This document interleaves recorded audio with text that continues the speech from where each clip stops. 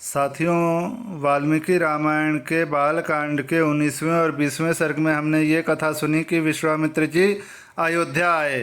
उन्होंने महाराज दशरथ से प्रार्थना की कि वे रामचंद्र जी को उनके यज्ञ की सुरक्षा के लिए उनके साथ विदा कर दें।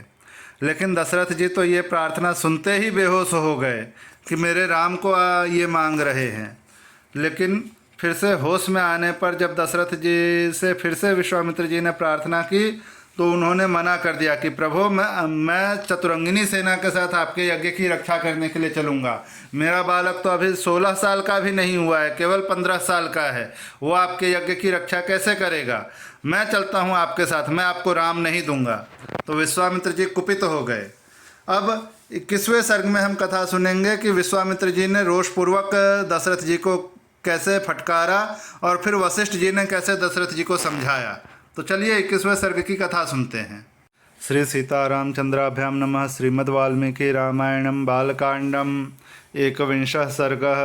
विश्वामित्र के रोषपूर्ण वचन तथा वशिष्ठ का राजा दशरथ को समझाना।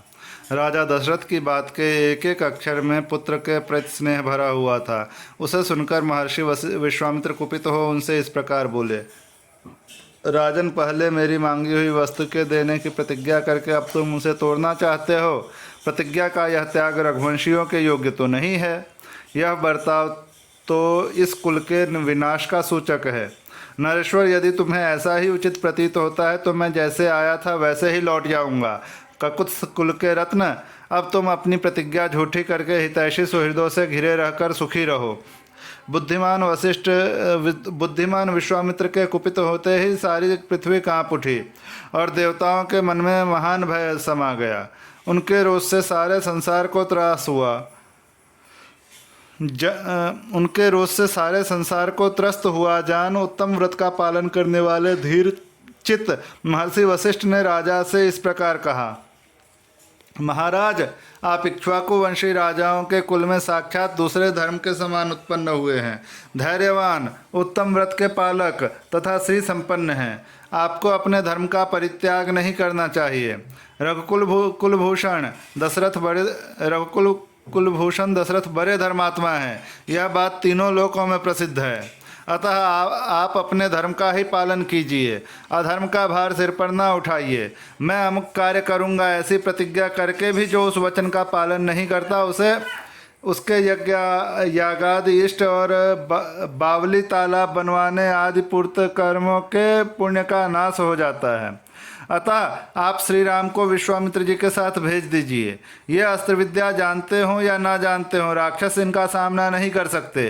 जैसे प्रज्वलित अग्नि द्वारा सुरक्षित अमृत पर कोई हाथ नहीं लगा सकता, उसी प्रकार कुशिक नंदन विश्वामित्र से सुरक्षित हुए श्री राम का वे राक्षस कुछ भी बिगाड़ नहीं सकते।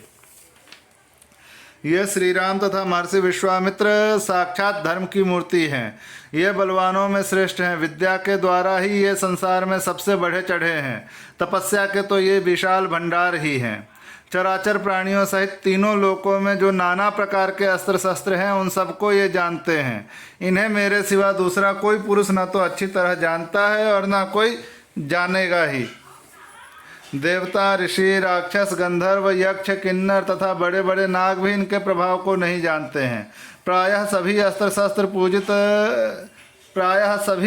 शस्त्र प्रजापति कृशाश्व के परम धर्मात्मा पुत्र हैं। उन्हें प्रजापति ने पूर्व काल में कुशिक नंदन विश्वामित्र को जब कि वे राज्य शासन करते थे समर्पित कर दिया था। कृशाश्व के वे पुत्र प्रजापति दक्ष की 2 पुत्रियों की संतानें हैं। उनके अनेक रूप हैं। वे सबके सब महान, शक्तिशाली, प्रकाशमान और विजय दिलाने वाले हैं। प्रजापति दक्ष की 2 सुंदरी कन्याएं हैं। उनके नाम हैं जया और सुप्रभा। उन दोनों ने 100 परम प्रकाशमान अस्त्र शस्त्रों को उत्पन्न किया है। उनमें से जया ने वर पाकर 50 श्रेष्ठ पुत्रों को प्राप्त किया है जो अपरिमित शक्तिशाली और रूप रहित हैं। वे सब के सब असुरों की सेनाओं का वध करने के लिए प्रकट हुए हैं। फिर सुप्रभा भी संहार नामक 50 पुत्रों को जन्म दिया जो अत्यंत दुर्जय हैं। उन पर आक्रमण करना किसी के लिए भी सर्वथा कठिन है तथा वे सब के सब अत्यंत बलिष्ठ हैं। वे धर्मज्ञ कुशिक नंदन उन सब अस्त्र शस्त्रों को अच्छी तरह जानते हैं। जो अस्त्र अब तक उपलब्ध नहीं हुए हैं उनको भी उत्पन्न करने की इनमें पूर्ण शक्ति है। रघुनंदन, इसलिए इन मुनिश्रेष्ठ धर्मज्ञ महात्मा विश्वामित्र जी से भूत या भविष्य की कोई बात छिपी नहीं है। राजन, ये महातेजस्वी महायशस्वी विश्वामित्र ऐसे प्रभावशाली हैं, अतः इनके साथ राम को भेजने में आप किसी प्रकार का संदेह न करें। महर्षि कौशिक स्वयं भी उन राक्षसों का संहार करने में समर्थ हैं, किंतु ये आपके पुत्र का कल्याण करना चाहते हैं, इसलिए यहाँ आकर आपसे याचना कर रहे हैं। महर्षि वशिष्ठ के इस वचन से विख्यात यश वाले रघुकुल शिरोमणि नृपश्रेष्ठ दशरथ का मन प्रसन्न हो गया। वे आनंद मग्न हो गए और बुद्धि से विचार करने पर विश्वामित्र जी की प्रसन्नता के लिए उनके साथ श्री राम का जाना उन्हें रुचि के अनुकूल प्रतीत होने लगा।